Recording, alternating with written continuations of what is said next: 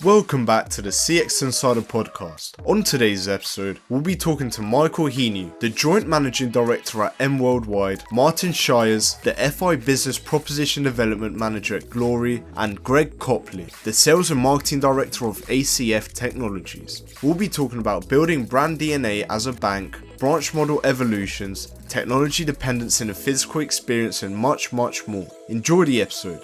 And if you do, subscribe to our YouTube channel for more content. This episode has been brought to you by ACF Technologies, global leaders in customer experience management solutions. Now let's get into the episode. Welcome back to the CX Insider podcast. My name is Octavian and I'm joined by three special guests today. Would you like to tell us a little bit about yourselves and what you're passionate about? Starting with you, Greg. Hi everyone, I'm Greg Copley. I am the Sales and Marketing Director here at ACF Technologies, and one thing I'm passionate about is not having bad customer experience, funny enough. We were talking earlier about many occasions where customer experience goes wrong, and I must admit it does drive me crazy. It's probably why I work in the industry. Many other things I'm passionate about, like running and whatever else, but in particular relating to today's topic, I'd say that, bad customer experience is something I like to avoid if I can. So that's me. Hi Octavian, I'm Martin Shires. I work for Glory. I specialise in FI or branch banking basically, and if there's anything I'm passionate about, it's this kind of current crop, and it's not just now, but it's been for a few years, where they say that bank branches don't make money. You know, people are kind of going away from them, and I think absolutely the opposite. They're there to make money. They always have done if they run really well. I think they get a bit of a bad rap, and I'd like to make sure that disappears from people's kind of minds. Hi, Octavian.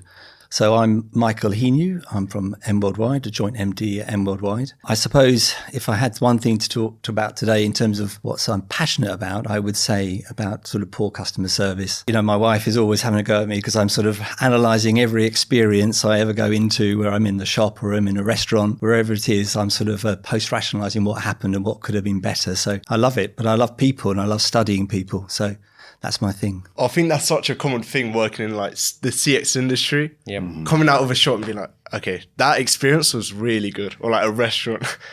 So what are your takes on the banking landscape from a CX perspective? I think at the strategic or stratosphere level, I'd say the banking industry is still in a change of flux, I think, in the sense of trying to work out what the true balance is between that digital customer experience and those engagement channels and also the physical. And I guess my 2 cents on it really is that if you can strike the right balance, and I think every bank and financial organisation can strike the balance, if you can strike that balance, I think you're going to be leagues ahead of most of your competitors.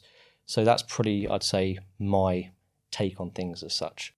I guess to Greg's point, I think that whether major banks or smaller ones, albeit the smaller ones are a bit more agile, the perfect experience, as described by these two gentlemen, would be if digitally a bank was able to replicate what a human can do. So that the reliability, the resilience, I guess, that comes with digital, but with that kind of personalization, and I guess AI will come some way to doing that while we're on the subject. But if you were able to kind of have a conversation with me, Octavian, myself advising you on all of your life events, etc., and I was never ill, I didn't ever get that advice wrong, that would be a perfect balance, right? Mm-hmm. But I do think, to be honest, that there are streets away from that.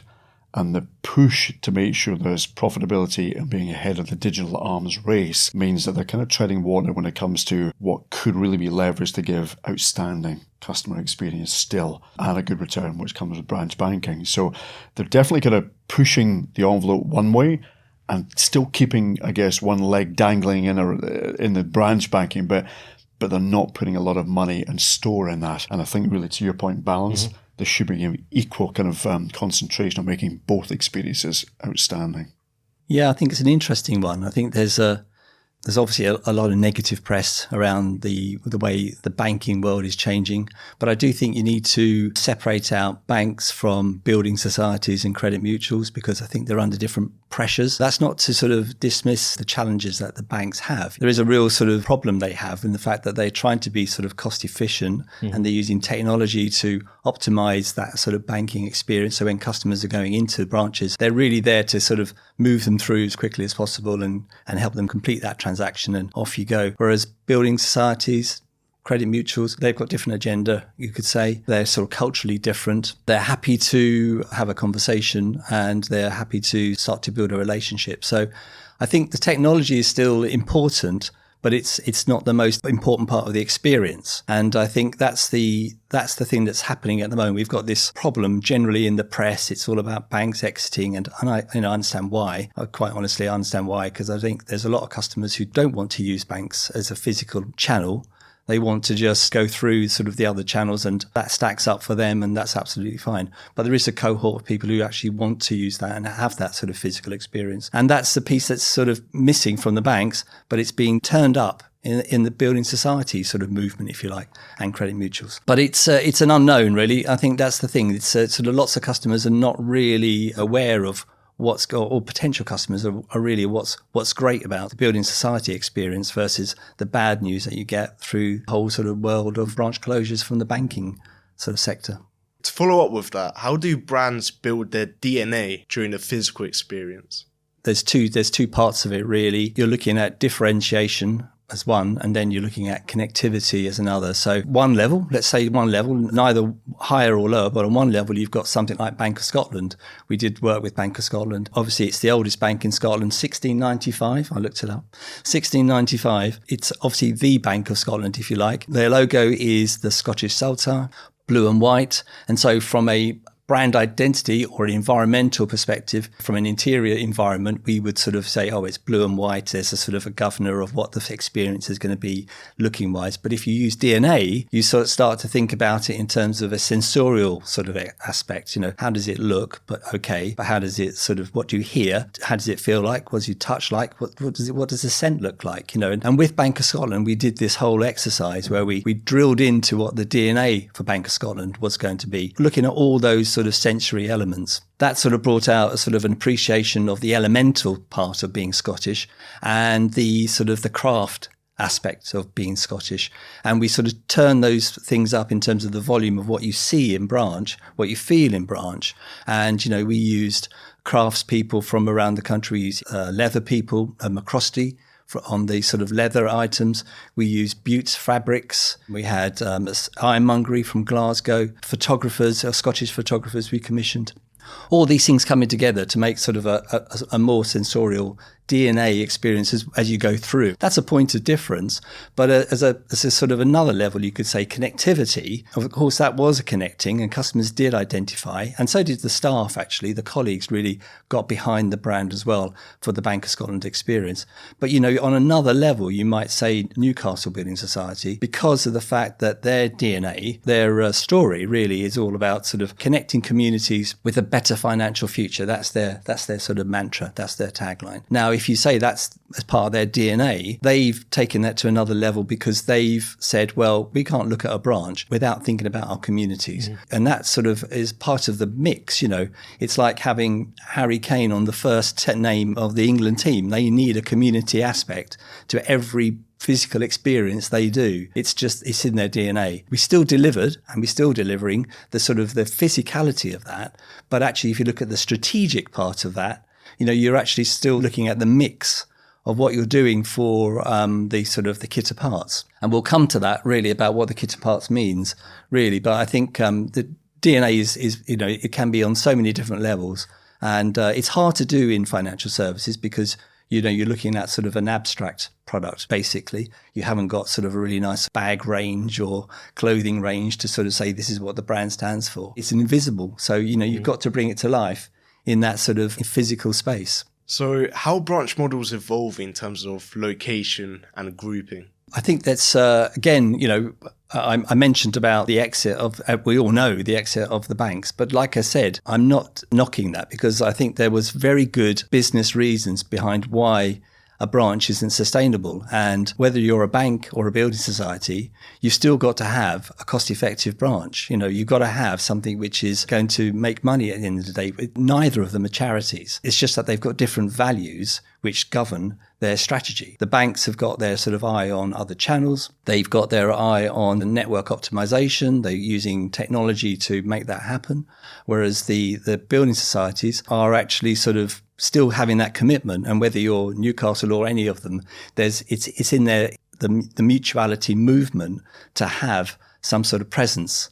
And so they are under more pressure, if you like, to think about their sort of network and to stay relevant in that network. And so I think what we're seeing is within the financial services movement, you could say within banking, there's a retraction, a reduction. But within building society movement, we're seeing more creativity in terms of the thinking about what it means to have a branch. Their definition of a branch isn't about having all these kits of parts and you have like a sort of a community format, a high street format and a flagship. They're sort of thinking, what do we need to do to stay present in this community? And they're very flexible on that. So we're getting sort of a network, what I'm calling a sort of a network ecosystem, rather than a set of 2 or 3 formats. They're being very, very flexible about trying to sort of stay present. And so for Newcastle, for example, you've got your traditional branches, which are, perfectly good and working really well. But you've also got presence in libraries and presence in communities. That's the same for several other building societies, I would say, as well. And what's really reassuring about that is they're prepared to think differently so that they can stay present and, sort of nurture and help the community. It just says that they believe in a community and they believe in this sort of the idea of feeding and helping that community to sort of succeed. It's a really positive thing, I think. So I think the future, to answer the question, I suppose, the future is about being more flexible about your definition, your interpretation of what a format looks like, and actually sort of lots of smaller formats which are more cost effective, because at the end of the day, none of these things are going to be doable if they're not cost effective. That's a sort of an obvious. I'll have a follow-up question to Martin, if that's all right then, because it'd be interesting to know from your perspective, how do you see, or what opportunities, do you see for designing banking more around communities in and above what Michael's covered? Do you see opportunities that like even either different customer engagements, or do you see it more in the technologies that underpin a branch? What sort of things do you see? Yes, Mike's absolutely right on all counts there, to be honest. That you're right. We go through phases, I guess, whether it be as tech advisors or whether it be as kind of, mainstream banks. Previously, as a leaders that said, yes, we're going to have a cookie cutter approach, as you say, major format, high street, and then kind of rural. And cookie cutter is not an insult. It's got to be that kind of scalability. And even probably 10 years ago, building societies, particularly prominent ones, could be forgiven for doing exactly the same. Whereas there used to be a thing, I guess, that said, have a branch in a place where you're protecting balances. Because back in the day, and we're only going 10, 15 years back, that was a sizable element of how you could lend your money or underpin your balance sheet, for example. And I think, to be honest, with all the tumultuousness that's happened in the markets in the past dozen years or so, again, that way of funding, particularly, now we're talking about building societies who truly, you're right, their values, Mike, whether it be US, whether it be Germany, whether it be over here, that community banking element, completely embraced that kind of dormant element about themselves that said, we are the guys who do it for the people, if you like. By their very nature, we'll obviously kind of continue to acquire products, loyalty, and our business model works. But from the technology point of view, to go back to the kind of location and so on, the digitization that I kind of bemoaned a few minutes ago, it's great for branches. I'll take 10 or 11 years ago, I was working here in branches in London, and the success of the bank that I was working for in acquiring new customers, because they put together a very simple account which literally tripled their customers in the UK overnight. And suddenly their branches were full of queues of people, and disseminating those who were just doing transacting versus, wanting long-term, short-term, medium-term advice, proper banking, I guess, on a community basis. Very difficult to do. That balance, as you said, Greg, was way out of whack. Now we're 10 years, 12 years down the line, digitization's moved away most of the routine things, and everybody's adopted it. Even people who are 90% of their banking is routine stuff. They'll be doing it on their mobile and what have you. So that 10, 20, 30% of their time they do need to go into branches means that those locations, you're right, Mike, they can put them where a bank will say, I know the potential for business based on demographics, based on kind of previous balances which are notionally in that postcode, for example. I can afford to put myself there on maybe a shared infrastructure basis, as you say, in a library, etc., much less reliance on having heavy machinery, if you like, if I can put it that way, that says big ATMs, big counters. Nowadays, all you need is something that says if your customer's coming in, if 75% of their requirement is based on advice and practicality of banking, and they maybe need to do a routine transaction, have technology that can do that, but in a small, secure format that says, you know what, yes, of course, I don't need to throw you to some other place in the bank or go outside and use an ATM, whatever it might be. I can get perfect continuity in the branch here. So that the point of staff roles, which used to be so segmented and therefore regimented, again, quite heavy on the salary, means that now I could do advice giving and say, by the way, I'll come and take care of your little transaction that is your secondary reason for coming in, all in the one staff role, one staff salary, with quite kind of compact ways of doing it. You know, to your point, customer experience, no disjointedness, which is what that cookie cutter approach used to have to be, whether it be by branch format or by the technology that enabled it in the past. Maybe, Michael, a question I'd then have to you actually to follow up is, if designing branches from a physical perspective, so location and the services, let's say, they can account for, do you also therefore think that branches have different roles to play within the communities that they sit in, whether it's a rural community or a city community? Do you think they actually, need to consider designing or thinking about the overall role? I think if you're saying that there's a hub and spoke scenario where you might imagine that there's a city centre sort of hub, which would have all the experts. It would be a place where you'd go, for those sorts of big ticket conversations potentially.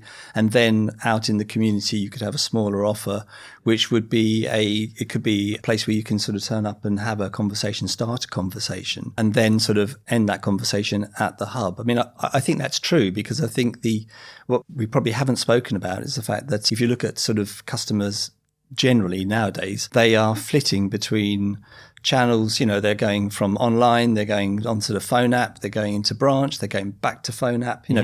If it's a big ticket conversation, they are very well informed normally. They've done lots of research because there's stacks out there. There's too much out there, and that's part of the role a branch can play. The smaller branches, the village branches, the sort of the town setup, that can be a great sort of agitator, if you like, for starting a conversation. It could also be used, if it's set up properly, the minimum kit apart, it could be used to do sort of most things. If you've got the technology, as Martin was describing, and today the technology is fantastic. It is really small and quite very quick and very easy to sort of get into spaces. You can imagine you can do some small counter transactions or large counter transactions. You can actually even think about video conferencing. We have found with research in the past, one would think that it would be easy to just do that sort of video call from your kitchen. And for a lot of people, that is a good solution. But some people have young families, they've got lots of noise going on. Actually, they want some privacy, and they will actually want to go to a branch to have a video conference call with somebody in another location. The brand, the bank, the building society just need to be able to sort of offer all these services almost simultaneously. And that's where the challenge of customer experience is, because the people are, as I say, jumping between channels, but they are not getting a consistent customer experience across those channels. And I think the real business end of that is the fact that most banks and building societies are organised by channel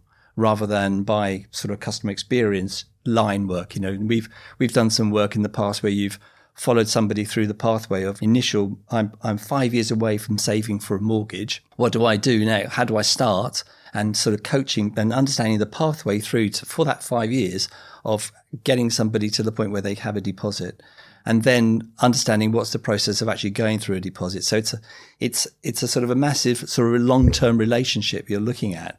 And, those people will be sort of checking in on all the channels on all the times throughout that period. So we need to be aware of that. It's how the customer wants to use the service rather than how the bank or the building society is structured. And I think that's where customer experience is a bit sort of wobbly for everybody. And I think most CEOs, most chief execs will point to some stars in branches who are absolutely brilliant, or they'll talk about the number of clicks to get to a product or service. There is always the sort of the great stories out there. But if it's a sort of consistent experience, that's the challenge. I think it's really hard to get a consistent customer experience. I can amplify the origin of that. It's, if we think about kind of age groupings, and I guess the kind of legend is that at a certain age you're digital native, etc. You don't need it. But at the same time, fast forward 5 years to your point, Mike, and suddenly the complexity of life, which inevitably follows at 25, 30, 35, because you amass property, partners, children, and so on, complexities. It's part of success of life, I guess, to be honest, inevitably, So you really do, that journey is not even just a horizontal one that says, can I get a good journey at that time? But to your point, it's a chronological order. But the development and complexity of the banks and the earning power of the bank's customers starts to just kind of change. And it's almost like at the moment you're right, that siloing necessary in many ways, Mike. You're right. We can't say all financial institutions are kind of doing that on purpose. They're clever people, put a lot of resource into it. But to be able to kind of weave that in to say we've got continually advancing kind of customers, how do we look after them but still enable that convenience?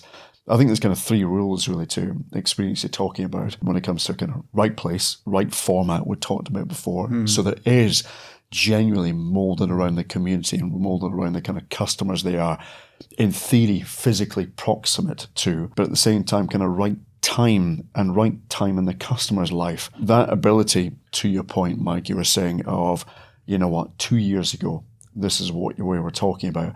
We've got such a great knowledge of your pathway over the past 2 years and into your next 2 years that we understand what kind of channel you want at this point.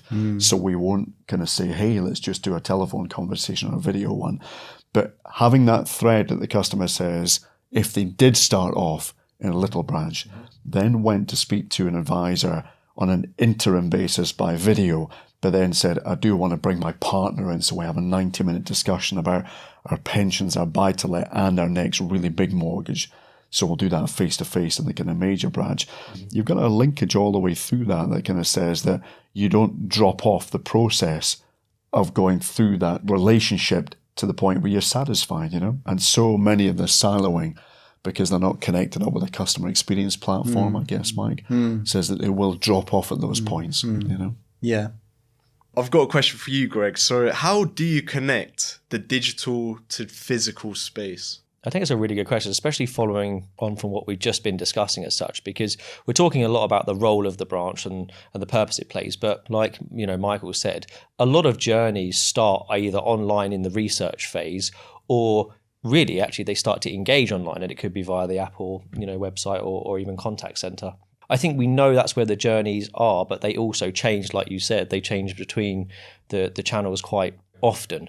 I think personally, to answer your question really, it's about a couple of simple things. In terms of like the solutions and things that we design, really what sits at the heart of the ones that in particular that are really successful for the brand is whereby, number one, they do keep things quite simple and consistent.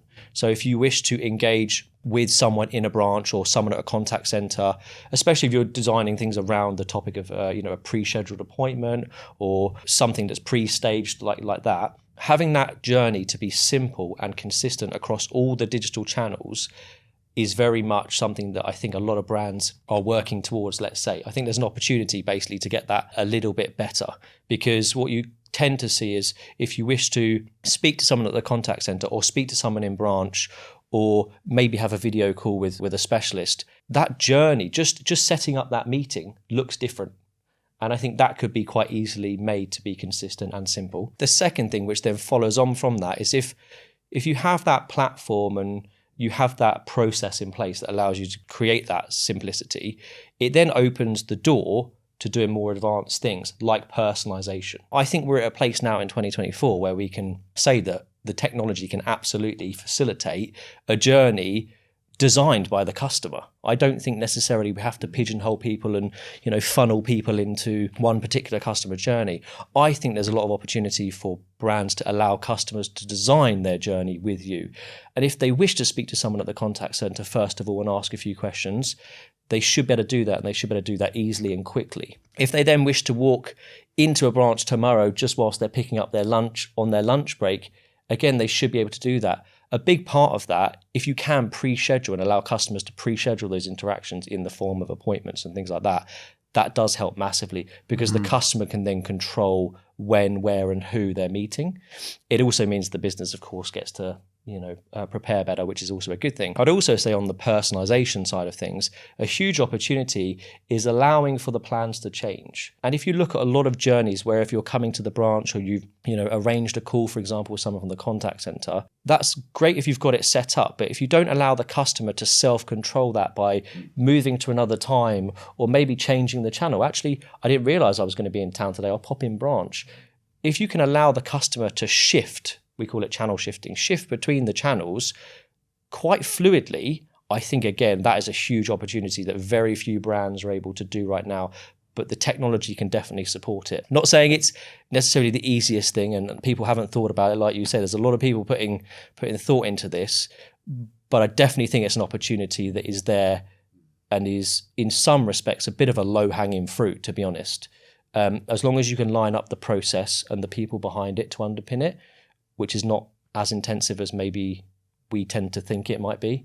I think those two things, so it's sort of keeping it consistent and simple from a digital journey, but then also allowing you then to open the door to actually personalizing that experience. The last thing I'll say on this topic is a great example of this is if you want to bring a customer from the digital world to the physical world, really, you have to think if that's your goal, the reason is why. You have to give an individual, I'd say, a compelling reason to visit a branch if that is your objective. And one of the most powerful ways we've seen that, especially in the financial sector, relating to everything we've talked about with building around communities, is the power of small scale in-branch events and being able to bring people into your branch for a slightly different reason.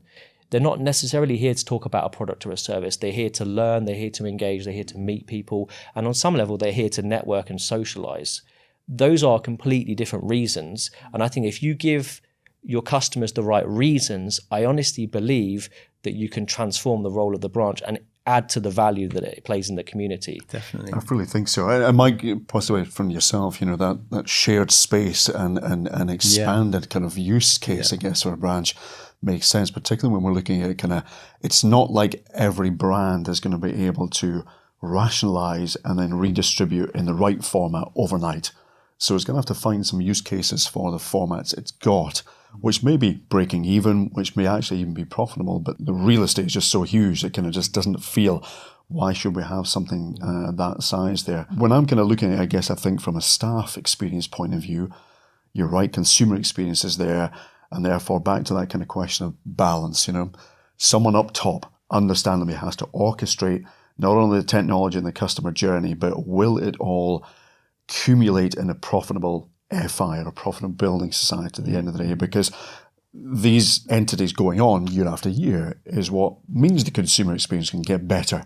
And I understand that it's just the way that commerce kind of works. People, to your point of compelling reason, there's a compelling reason coming out from a banking point of view. The conversion for product adoption is much higher, people to people. So taking away all the beauty of those conversations, I can persuade Octavian better, typically speaking, to acquire 3 or 4 products on my brand than letting him browse. Even with AI prompting you, it's not arguing the case. That compelling decision to come to me, even though my rate's smaller on savings are higher on mortgages. So on that kind of standpoint from the business side, yes. And Mike, you mentioned DNA. It's when you've really going to burrow deep in, and perhaps it's a regional bank identity or national bank identity. But again, that kind of right place, right format, right time in your life. And we see many of the slogans saying, we'll be there for you forever. Possibly not a bank is saying that, but it's maybe some other thing like Sky or whatever. But they've got that bad at all. You're adding to my monologue. I'm adding, yes. Orchestration. Good staff do what they're good when they've got enough time and they've got the systems to be able to do it. I'm talking about things as basic as telephone, good use of time, everybody being in the branch to handle the footfall, whether it be advisory or whether it be routine, systems not kind of, or at least having a redundancy so they can rely on all the services, routine or complex, to work on that day as well. But the thin thread that goes all the way through to a beautifully designed network, which has got the DNA, the great training that says that I will advise you really well and you'll feel you want to come back to me. It's got to be orchestrated by the fact that they don't drop out of that consumer journey. And the staff can rely on systems, for example, and environments that make that happen. Because that's the beauty of it, isn't it, to be honest? That's why, Mike, you're brought on by brands to do something because they trust in what you can do. But you couldn't do it without the right technology. But you're absolutely ready to do that every day. Absolutely right. I think technology underpins everything.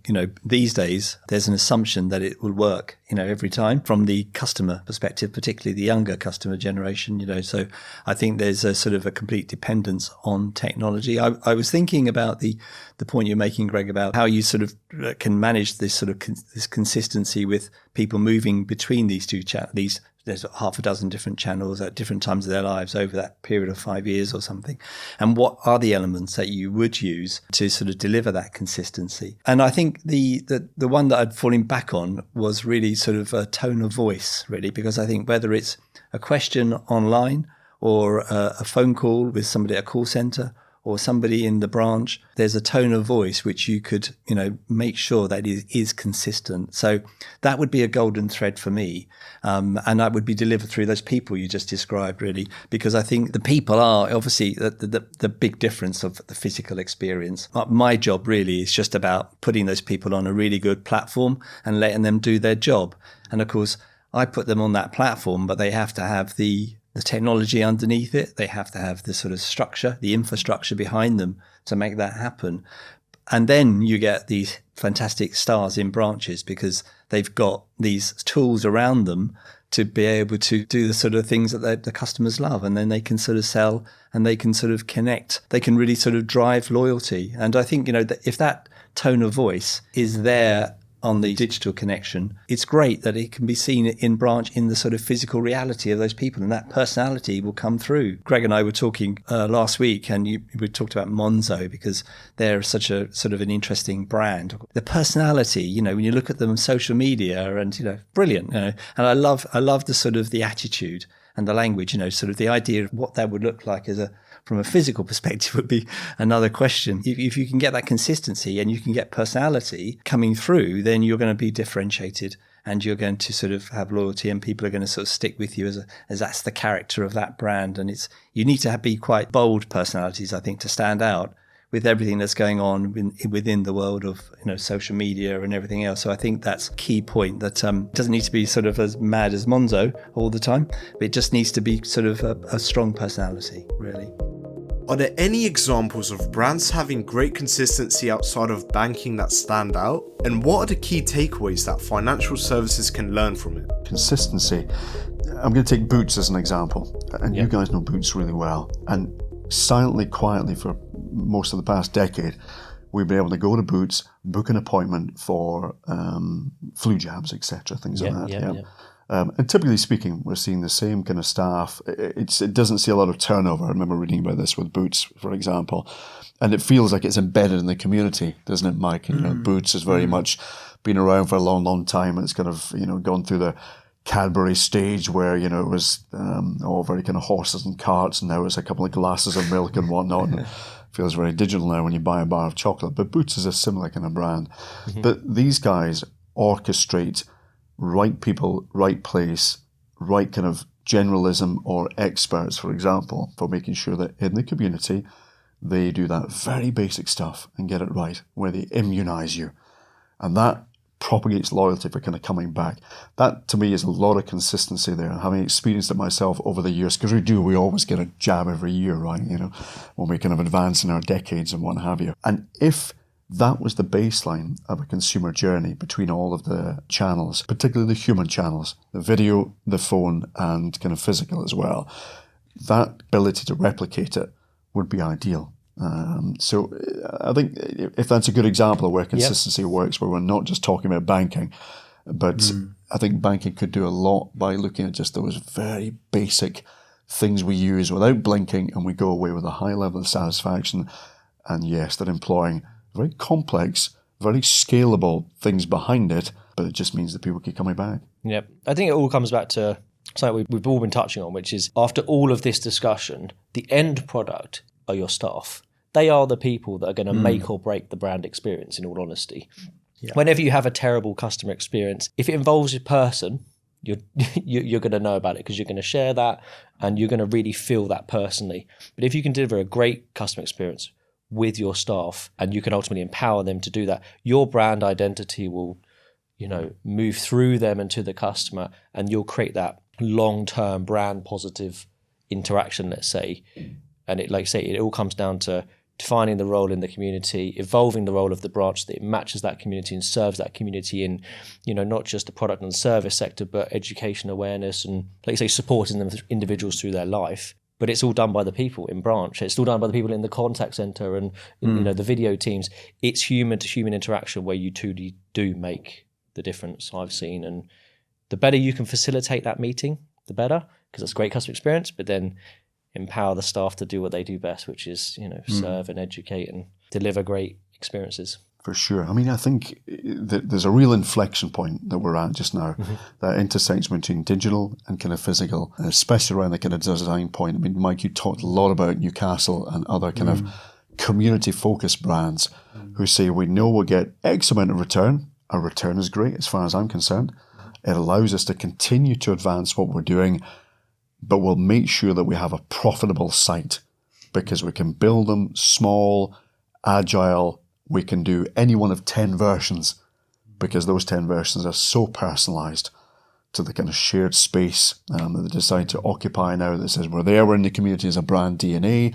And by the way, we can have 3 or 4 people. And I've seen this in, the library branches we've talked about, who rotate around a small office which is good enough for what they need to do and at the same time provide basic routine transacting, secure, and they've got a whole kind of gamut across 3.5 FTE of individuals that give you top-end advice down to just basic good courtesy of how to manage your day-to-day banking and what have you. And that kind of says to me, from all of the things that we've been trying to do en masse, on scale over the past 10, 15 years, but actually it's kind of staring us right in the face, to be honest. Just a little bit of flexibility and imagination and embed yourself in a community location, and suddenly you've got a bank branch that's relevant, it's making money, and what a statement that is to kind of say, wow, we'll go there because it looks like we're going to get a great experience.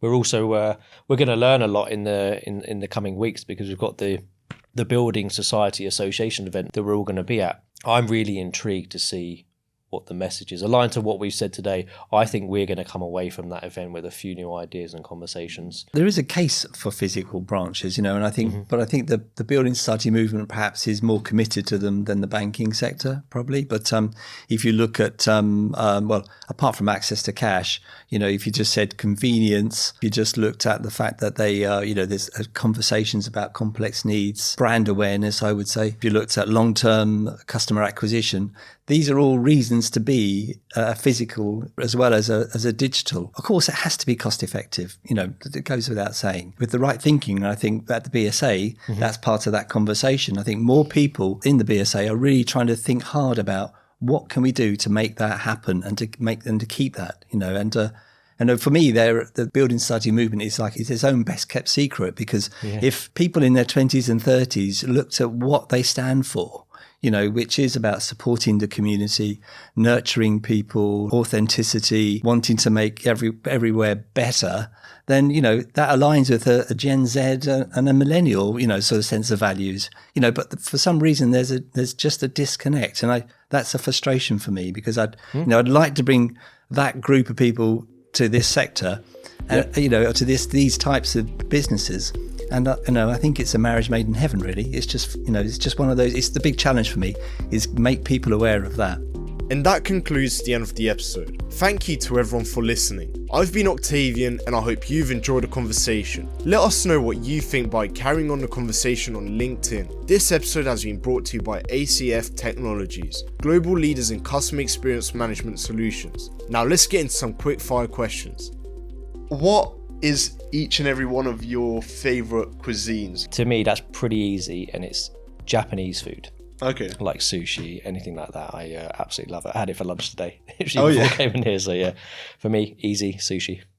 I'm pretty boring, to be honest. If I could exist on 7 days of lunch and dinner based around rice, pesto and chicken, it's just heaven for me, But if we can take one thing out of that, Pesto Italian, I guess. There we go. Okay, yeah. Pesto goes with everything. It's just so good. does. I'd have to say probably sort of Middle Eastern, Lebanese, that sort of Okay. thing. I love a decent hummus and sort of pittas and salads and the really lovely sort of deep flavors you get from the smoked paprikas and Yeah. very good. That's my thing. I've noticed that all three of you have amazing watches. What are the watches, and are there any memories that you have with them? My watch was a gift to me on my wedding day from my wife. So yeah, Wow. very special to me. It was a watch that I looked at for a long time. I said one day I'll buy it.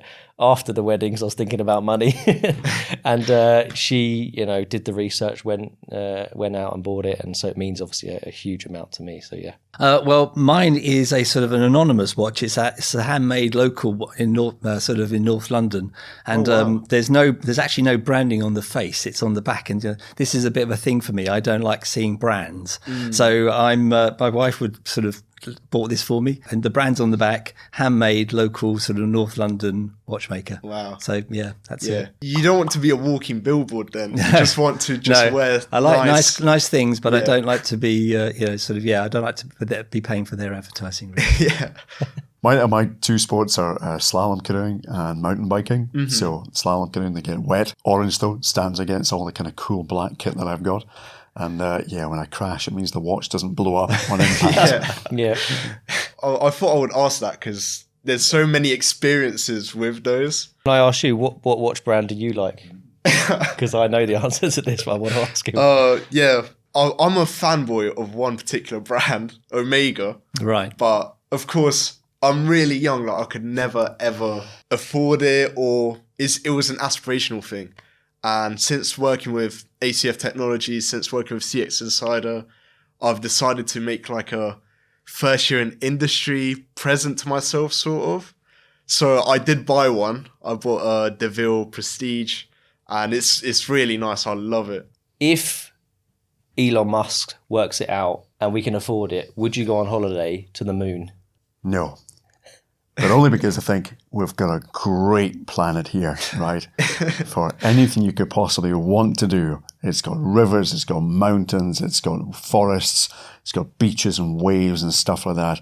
Who can ask for anything more? I just don't think the moon could top it, unfortunately, Greg. A lot of sandy e-bikes. Yeah. No, I probably wouldn't go either. No. Just because I don't know whether I am risk adverse, I suppose. I won't even do parachuting. So there's no way I'm going to go in a rocket. Okay. What about you? You're going to go to the moon? You know what? If you're to ask me like a year or two ago, I wouldn't have been risk averse. I'd have said, yeah, like let's do it. However, what I've noticed is people are wanting to do all these crazy sort of adventures or holiday, so to speak, that are so risky that it's like, why would you do it? Like the submarine thing that when they went to Titanic, Good point. that is so ridiculous. Someone was to offer the moon thing, I'd be like, I think I'm okay, because what is something Especially insane? if they say to you, we'll send you up in a carbon fibre spaceship with some titanium lugs, and you think, yeah, do I really want to go in that? Yeah, they're Although controlling it with some Although Xbox controller. back in the 60s, it was tinfoil, wasn't it, gents? They made them out of, so, Yeah, I'll probably not do that. No. I'm surprised. You like Omega as a brand, and they were the watch brand of choice for the Apollo mission. But iconic. Keep your but feet on the I don't ground. know if I'd do it myself personally. I would go in a heartbeat, but my wife wouldn't let me. So off the table. I'll throw a question out there, gentlemen, for us. If we were to select between James Bond and a prominent sporting figure, which would be your kind of more, who would you admire more? One's a fantasy figure, but the To other me, one, it's to be honest, definitely is James Bond. James Bond. Yeah, to me, it has to be. That is the epitome of English cool, isn't it? Like, it doesn't really get much higher than that. Secret agent, floating around the world. Saves it a few times. and- Yeah. I have to look up to that a bit more than a Premier League player, if I'm honest. Sorry, no offense to any Premier League players, but James Bond probably tops it for me. I'm thinking from the Amiga connection. Yeah, once from again, you, I just, you know, Omega, James Bond. Yeah, true. You know what? I wouldn't. All those points are amazing, and if it wasn't for this one person, I would go James Bond. But I really appreciate going back to sport, football. Yep. Guardiola. That's one person that like completely revolutionized football, completely changed it.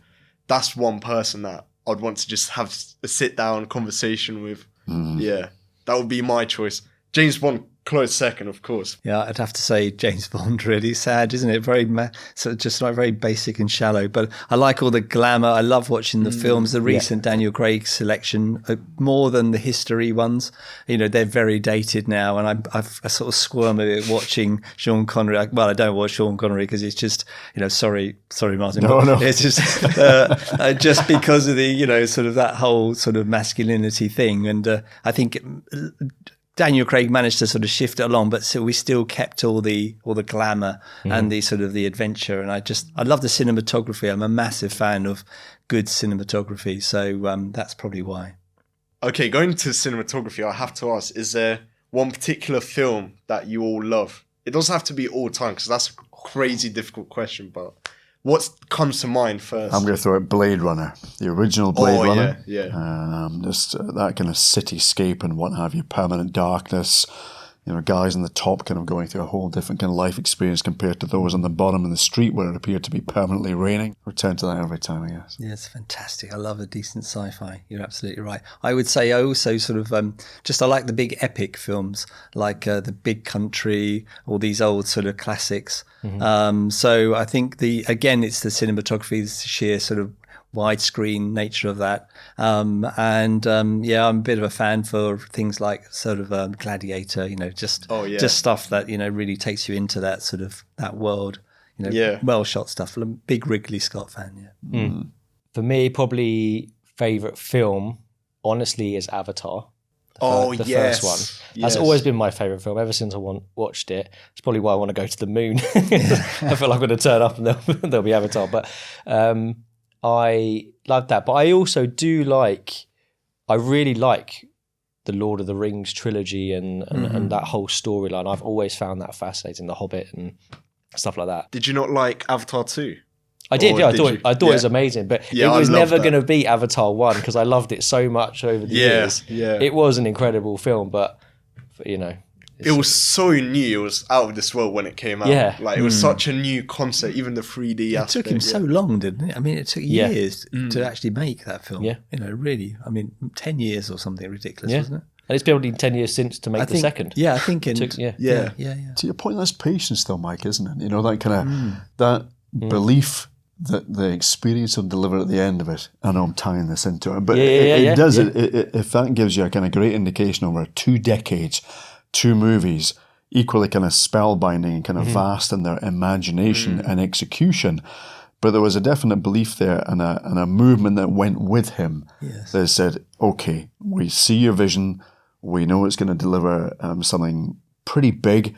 It's not just going to be a whole bunch of digital. It's going to be people at the same time infused with kind of digital effects seamlessly. And look at what it delivered. And it still brings in a ton of money. And I hate to be bringing it back, but that's balance, isn't it? Between CGI and actors. And we still paid billions to go and see it, quite frankly, you know. And he delivered return on that. So the moral of the story is, if you can make a film profitable, you can make a branch profitable. Gosh, there we go. Can. Nicely done, Greg. Terrible. How's that for rounding it out? I mean, can't be that.